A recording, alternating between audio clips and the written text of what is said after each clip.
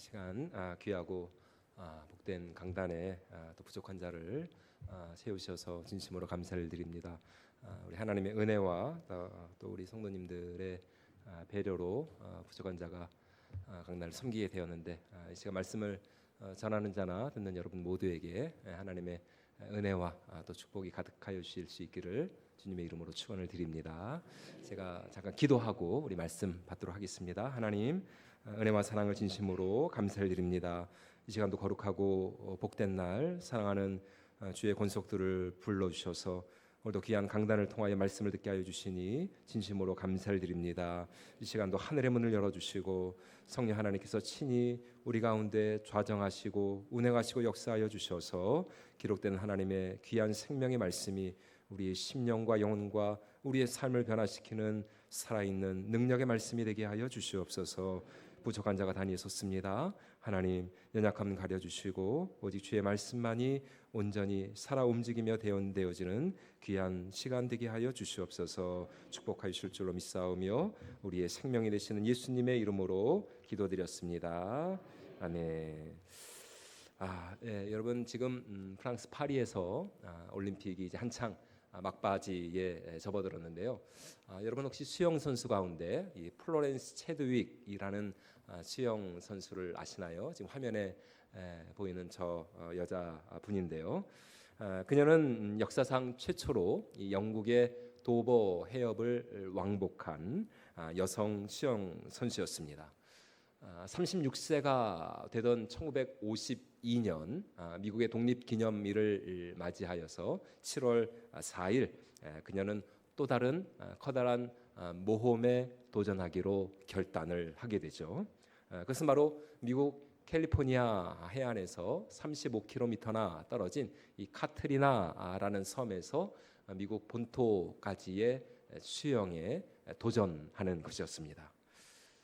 여러분, 이것은 무려 16시간 이상을 먹지도 또 마시지도 않고 쉼 없이 수영해야 하는, 그야말로 인간의 모든 한계를 초월하는 굉장한 모험이 아닐 수가 없었습니다.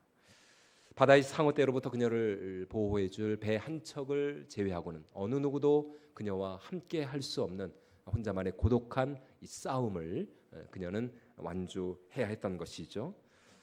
그런데 공교롭게도 이 수영에 나선 그 당일 바다의 그 수온은 평소보다 훨씬 더 차가웠고, 그리고 눈앞에 이 안개가 짙게 깔려 있었어요.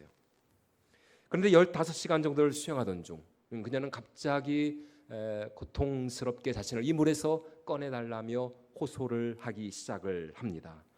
보호선을 타고 곁에서 그녀를 응원하고 있던 어머니는 이제 도착 지점이 얼마 남지 않았으니까 조금만 더 힘을 내라며 그녀를 격려하고 응원하였죠. 하지만 육체적으로나 정신적으로 이미 탈진 상태에 빠져버린 그녀는 수영을 중단한 채 물 밖으로 나올 수밖에 없었습니다. 배에 오르고 난 후에 그녀는 목표 지점이었던 캘리포니아 해안이 불과 800여 미터밖에 남지 않았다는 사실을 알게 됩니다. 그리고 다음날 기자회견에서 체드윅은 이렇게 말합니다. 눈에 보이는 건 자욱한 안개뿐이었습니다. 만일 캘리포니아 해변이 제 눈에 보였다면 저는 충분히 완주할 수 있었을 것입니다. 안개가 저의 승리를 앗아갔습니다. 그로부터 꼭 2달 뒤인 9월 4일 체드윅은 또다시 이 모험을 감행합니다. 여전히 안개는 짙었고 물은 차가웠어요. 하지만 이번에 그녀는 눈앞에 안개를 보지 않았죠.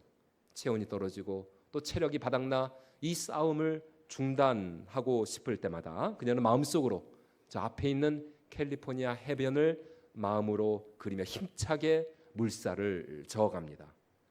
결국 13시간 47분이라는 이 기록은 그 당시 남자 선수의 그 수영 기록을 무려 2시간이나 단축한 굉장한 기록이라고 하는데요.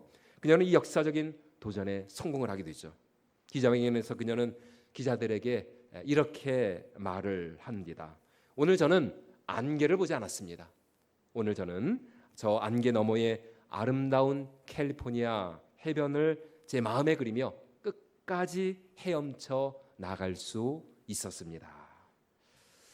여러분, 첫 번째 도전에서 그녀는 눈앞에 안개를 보았습니다. 그리고 결과는 실패였죠. 하지만 두 번째 도전에서 그녀는 눈앞에 안개가 아닌 그 안개 너머에 있는 그녀가 도달해야 할 저 아름다운 캘리포니아 해변을 마음으로 그리며 힘차게 물살을 저어갈 수가 있었어요. 그리고 이것이 결국 그녀를 다시 한번 또 다른 성공으로 이끄는 원동력이 되었던 것이죠. 다시 말해 상황과 환경은 달라진 것이 없습니다. 모든 조건은 다 똑같았어요. 달라진 것은 오직 하나, 그녀의 시선이었습니다. 그녀가 지금 무엇을 바라보고 있느냐라는 것이었죠. 그녀의 바라봄이 완전히 다른 결과를 가져왔던 것입니다. 여러분, 오늘 우리도 마찬가지입니다. 상황과 환경이 여러분 절대로 우리의 인생을 좌우하는 것이 아닙니다. 내가 처한 형편과 조건이 나의 성공과 실패를 좌우하는 것도 아니에요. 여러분, 우리 인생의 승패는 바로 지금 내가 무엇을 바라보느냐에 달려있는 것이죠. 다시 말해 지금 내 눈앞에 무엇이 보이고 있느냐, 여러분, 이것이 우리 인생의 향방을 결정짓는 승리의 키가 된다라는 것입니다. 그리고 지금 내가 바라고 소망하며 꿈꾸는 그것이 바로 우리의 믿음이고 우리의 비전인 것이죠. 그래서 우리가 잘 아는 히브리서 11장 1절과 2절 말씀에서 히브리서 기자는 이렇게 우리에게 말씀하고 있습니다. 우리 같이 한번 읽어보도록 하겠습니다. 믿음은 바라는 것들의 실상이요 보이지 않는 것들의 증거니 선진들이 이로써 증거를 얻었느니라. 아멘. 다시 말해 지금 우리의 상황이 아무리 힘들고 어렵다 할지라도 지금 내 눈앞에 확실한 목표가 있고 또 꿈이 있고 또 내가 기대하고 소망하며 바라는 비전이 있다면 여러분, 우리는 얼마든지 지금 이 힘들고 어려운 상황과 난관을 돌파하며 헤쳐 나갈 수가 있다는 것이죠. 하지만 눈앞의 장애와 어려움 그리고 내 자신의 연약함과 한계만을 바라본다면 여러분, 우리는 쉽게 지치고 낙심하고 실망하며 좌절할 수밖에 없을 것입니다. 사랑하는 여러분, 그러므로 오늘 우리의 눈이 달라져야 할 줄로 믿습니다. 여러분, 우리의 영혼의 눈, 우리의 마음의 눈이 달라져야 하는 것이에요. 여러분, 그리스도인이란 어떤 사람들입니까? 예수 그리스도를 구주로 믿고 영접하고 받아들인 우리 성도들은 세상과는 다른, 세상 사람들과는 다른 눈을 소유한 사람들인 줄로 믿습니다. 여러분, 우리에게는 믿음의 눈이 있어야 하는 것이요, 소망의 눈이 있어야 한다는 것입니다. 사랑의 눈이 있어야 한다는 것이요, 그 눈을 가지고 나 자신을 또 우리의 이웃을, 우리의 형제자매를 또 이 사회와 이 나라와 민족을 바라볼 때 여러분, 그런 우리를 통하여서 우리 하나님께서 얼마든지 일하시고 역사하여 줄 줄로 믿습니다. 여러분, 이 플로렌스 체드윅도 마찬가지였어요. 두 번째 도전에서 그녀가 성공할 수 있었던 것은 상황과 환경이 달라져서가 아니었습니다. 모든 것들은 다 똑같았습니다. 그러나 그녀의 눈이 달라졌기에, 지금은 그녀가 바라보고 있는 그 시선이 달라졌기 때문에 두 번째 도전에서 그녀는 이 위대한 업적을 이룰 수가 있었던 것이죠. 오늘 우리가 읽은 이 로마서 4장 본문 말씀에서도 역시 우리가 잘 아는 믿음의 조상 아브라함에 관한 이야기가 나오는데요. 이 믿음의 조상이라는 이름에 걸맞게 아브라함의 평생의 삶은 한마디로 그를 부르신 또 그를 인도하신 하나님에 대한 철저한 믿음과 순종의 삶이었습니다.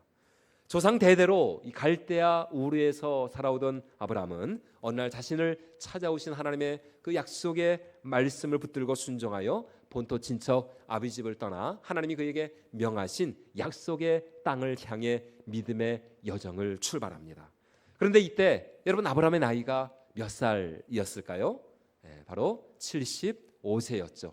그리고 그의 아내 사라의 나이는 10살 적은 65세였습니다. 그리고 이들 사이에는 아직 자녀가 없었죠. 하나님은 이런 아브라함을 찾아와 내가 너로 큰 민족을 이루고 내가 너를 통하여 온 열방을 축복하는 그런 믿음의 축복의 통로로 너를 사용하게 주겠다 약속하시며 이 아브라함으로 하여금 약속의 땅을 향해 떠나가게 하십니다. 여러분 가운데도 이사를 좀 다녀보신 분들은 알겠지만 여러분, 이사를 간다는 것이 사실 그렇게 쉬운 일이 아닙니다. 저는 목회자이셨던 아버님을 따라서 여러 번 좀 이사를 많이 다녔는데요.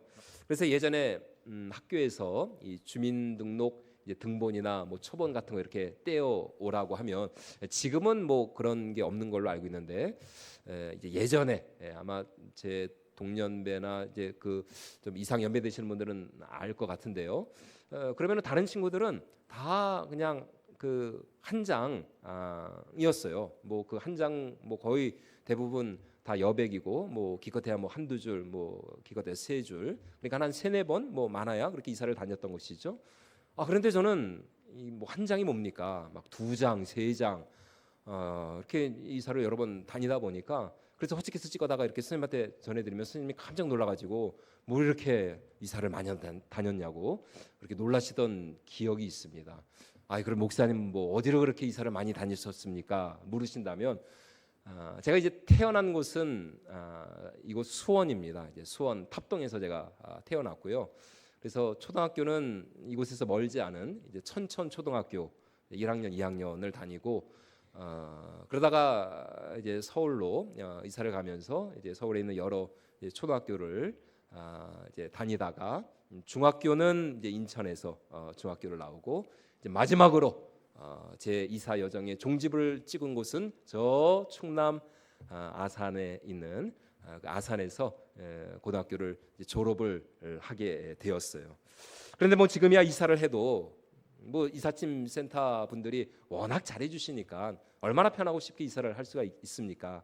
그런데 1980년대 당시 이사라고 하는 거는 뭐 그 당시 이사를 다녀보시는 분들은 알겠지만 그렇게 녹록한 일이 아니었거든요. 뭐 지금처럼 뭐 사다리차가 있는 것도 아니고 뭐 포장 박스가 있는 것도 아니고 그래서 이사를 한다고 하면은 그 당시 제가 이제 초등학교 그 시절에 중학교 시절에 이사를 다닌다고 하면은 제가 하는 일은 다른 게 아니었어요. 동네를 다니면서 박스를 구해오는 일이었습니다. 주로 이제 이 과일 가게 슈퍼마켓 같은 데 돌아다니면서 상자 중에 최고는 사과 상자입니다. 사과 상자. 절대로 사과 상자는 깨지지도 않고 막 집어 던져도 뭐 그 안에 있는 내용물 그대로 보존이 되고 얼마나 튼튼하게 잘 만들었는지 이 사과 상자, 배 상자 이런 거 구해오는 게 제 일이었거든요. 그런데 이사를 이렇게 많이 다니다 보니까 제가 고등학생 때 한 가지 이제 생각나는 사업이 있는 것이 야 이거 하면 진짜 좋겠다. 뭐였을까요? 이사 대행 업체. 그래서 안방은 안방대로, 거실은 거실대로, 또 주방은 주방대로. 그래서 이사하시는 분들의 제가 겪어봤으니까요. 이사하시는 분들의 그런 노고를 좀 덜어드리자, 우리 주부들의 수고를 좀 덜어드리자. 그런데 고등학교를 졸업하고 나니까 웬걸요? 어떤 분들이 먼저 시작을 하고 계시더라고요. 조영구의 이사 여러분 아시나요? 지금도 있는지 모르겠는데 뭐 통인 익스프레스 참 모르긴 몰라도 분명 그분들도 꽤나 많이 이사를 다니시지 않았을까 이렇게 생각이 돼요.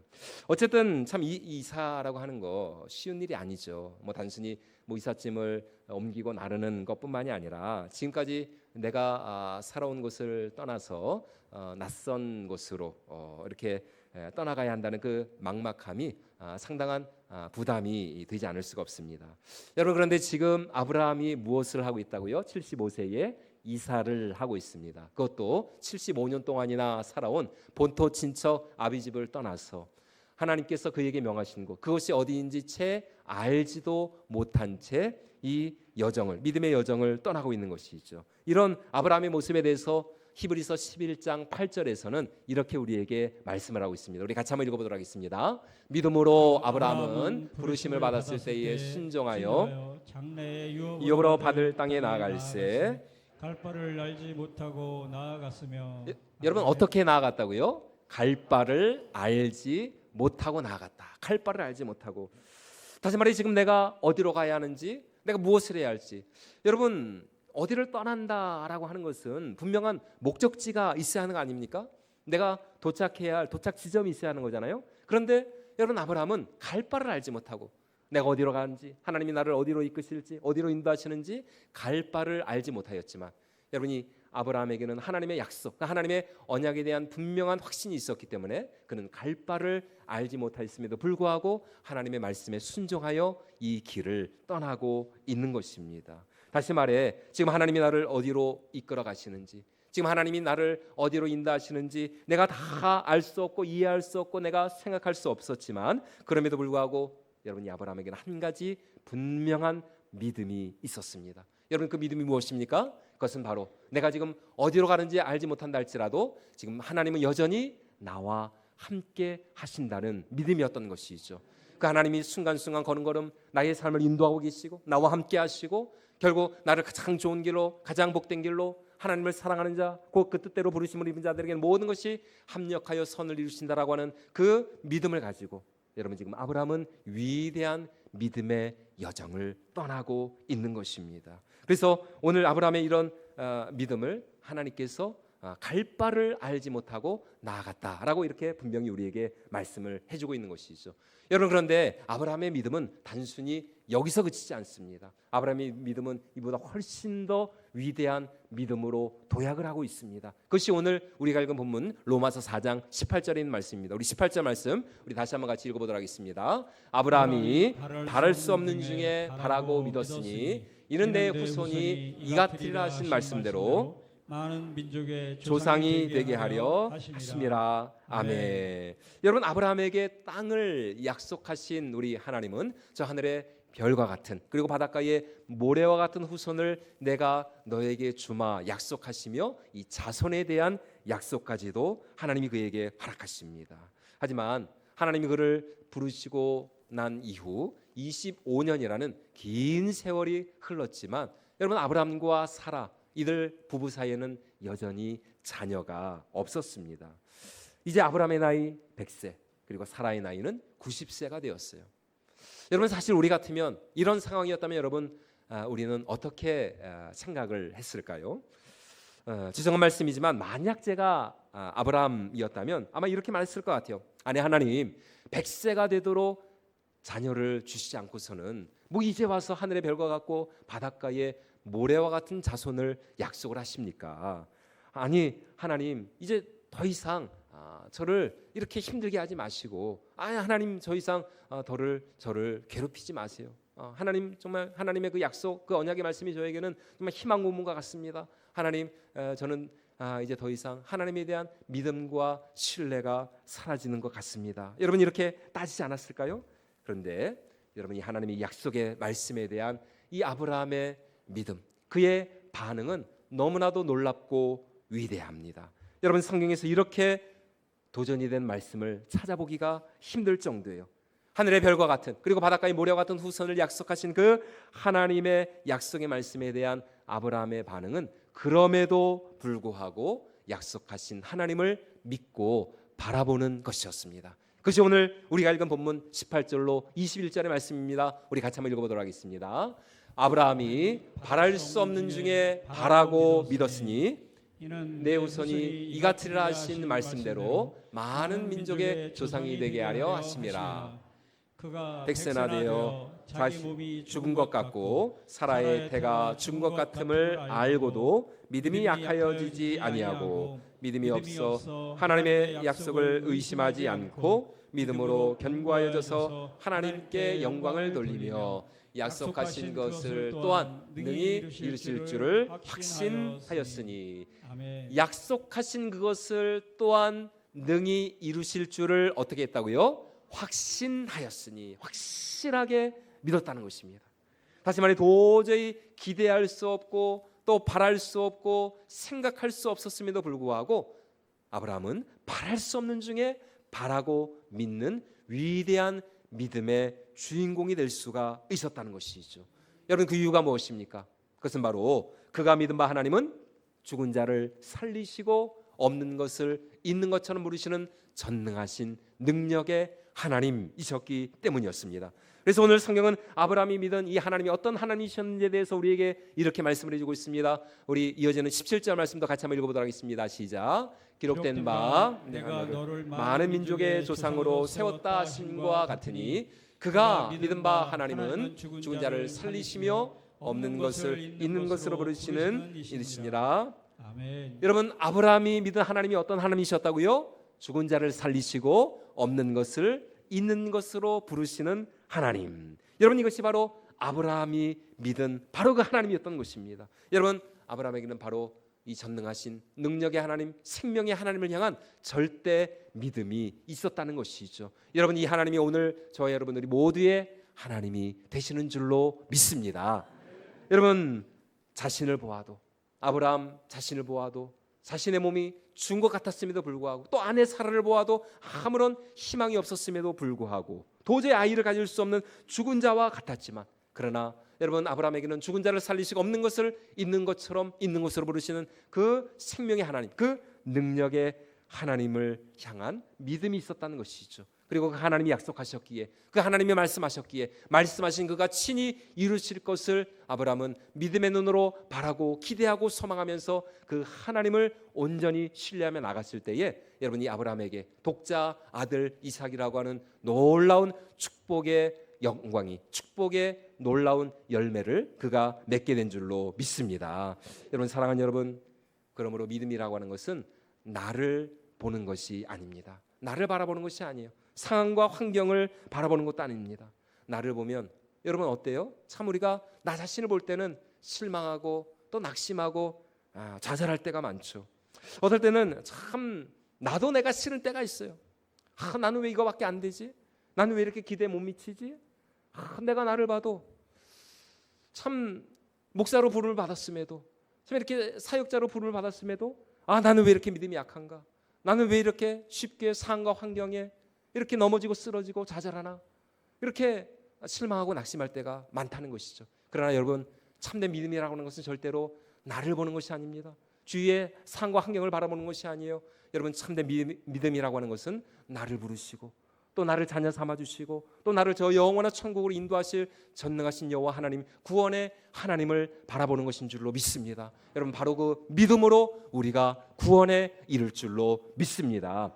여러분, 그러므로 우리의 영혼이 온전히 주님만을 바라볼 때에, 여러분, 바로 그 믿음 안에서 우리가 참된 소망을 가지고 꿈을 가지고 축복의 비전을 가지고 믿음으로 주님 앞에 나아갈 수가 있는 것이죠. 그래서 시편 42편 11절에서 시인은 우리에게 이러한 소망의 하나님을 온전히 바라보라 말씀하고 있습니다. 우리 같이 한번 읽어보도록 하겠습니다. 내 영혼아, 내가 어찌하여 낙심하며 어찌하여 내 속에서 불안해하는가? 너는 하나님께 소망을 두라. 나는 그가 나타나 도우심으로 말미암아 내 하나님을 여전히 찬송하리로다. 아멘. 사랑하는 여러분, 우리 믿음의 눈을 들어 주님을 바라보기 시작할 때, 여러분, 바로 그때부터 우리의 삶에 소망이 생기고 희망이 생기고 하나님을 향한 찬양의 노래가 넘쳐나게 될 줄로 믿습니다. 여러분, 우리의 눈을 들어 주님을 바라보기 시작할 때, 여러분, 바로 그때부터 내가 살아야 할 이유와 목적이 보이기 시작을 하는 것이에요.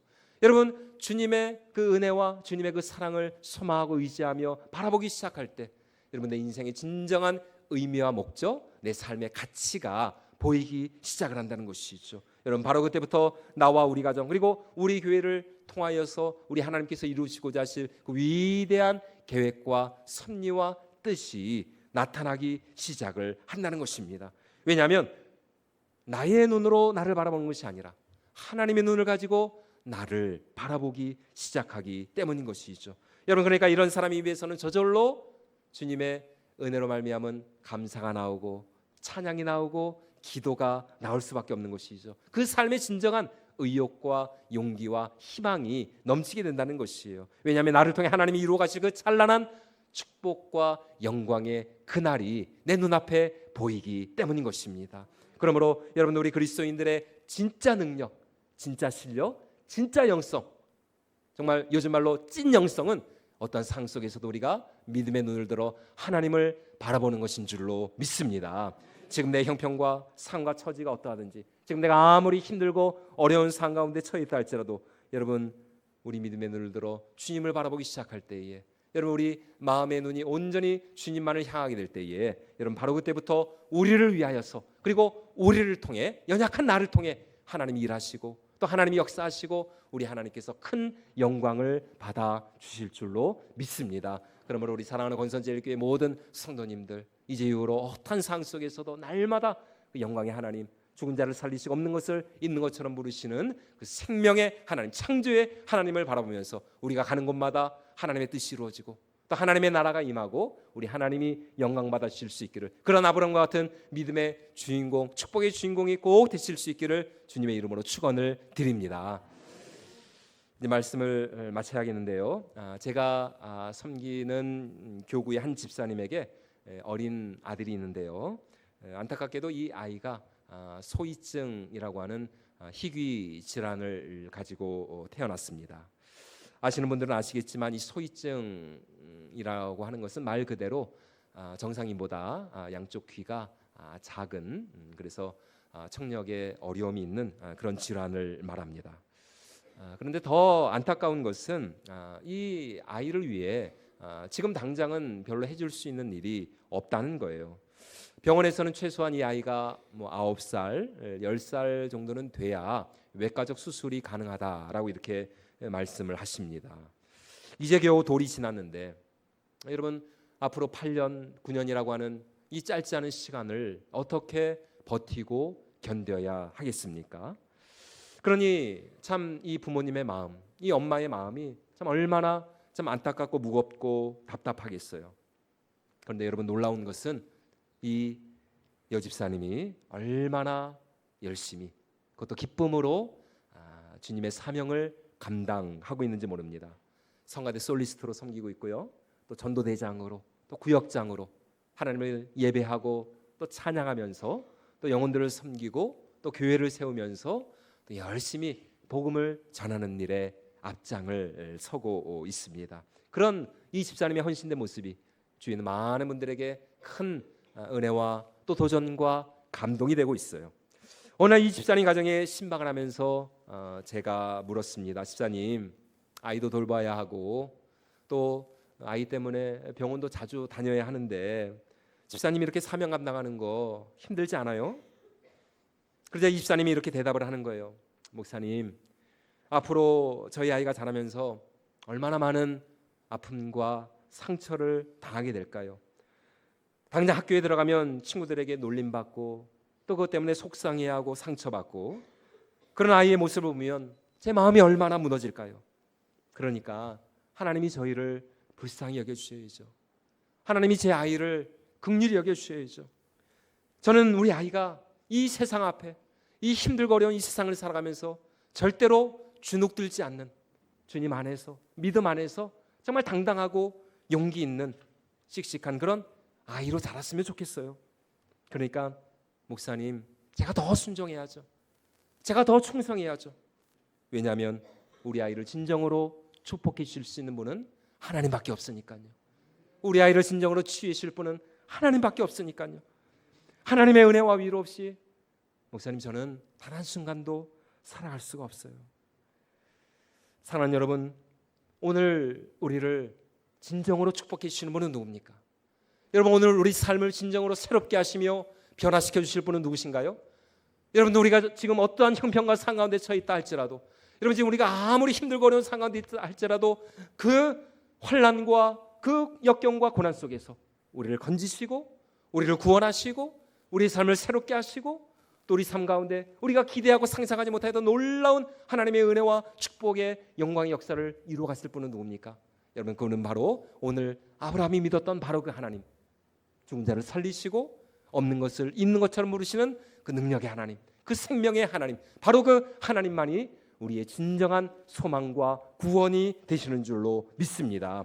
여러분, 바로 그 하나님을 바라보며 나아갈 때에 여러분, 우리 모든 인생의 생사복을 주관하시고 우리의 모든 이 형편과 상황과 문제를 초월하여서 우리가 생각하고 기대하고 소망하고 기도하는 것에 더 넘치도록 능히 역사하실 그 하나님만이 여러분 우리의 참된 위로와 축복이 되시는 줄로 믿습니다. 그러므로 오늘 우리 눈앞에 현실이 아무리 우울하고 또 암담하고 답답하다 할지라도, 여러분 오늘 우리가 짊어져야 할 삶의 무게가 아무리 힘겹고 버겁다 할지라도 죽은 자를 살리시고 또 없는 것을 있는 것처럼 부르시는 그 능력의 하나님, 그 부활의 하나님, 그 생명의 하나님을 바라고 믿는다면 여러분 오늘 우리 삶에도 이 아브라함이 100세나 되어서 참은 어느 누구도 감히 상상할 수 없고 생각할 수 없었던 그 놀라운 기적과 축복의 주인공이 되었던 것처럼 여러분 오늘 우리 삶에도 그러한 기적과 축복의 역사가 반드시 나타나게 될 줄로 믿습니다. 바라긴 우리 권선제일교회 모든 성도님들이 이러한 아브라함의 믿음을 가지고 이러한 믿음의 주인공, 축복의 주인공이 되어서 하나님께 영광 올리시고, 그래서 우리가 가는 곳마다 우리의 삶이 변화되어지고 우리의 가정이 변화되어지고 또 우리 권선제일교회 가운데 이런 놀라운 하늘의 문이 열려지고 축복의 문이 열려지는 위대한 부흥의 역사, 회복의 역사가 일어날 수 있기를 주님의 이름으로 축원을 드립니다.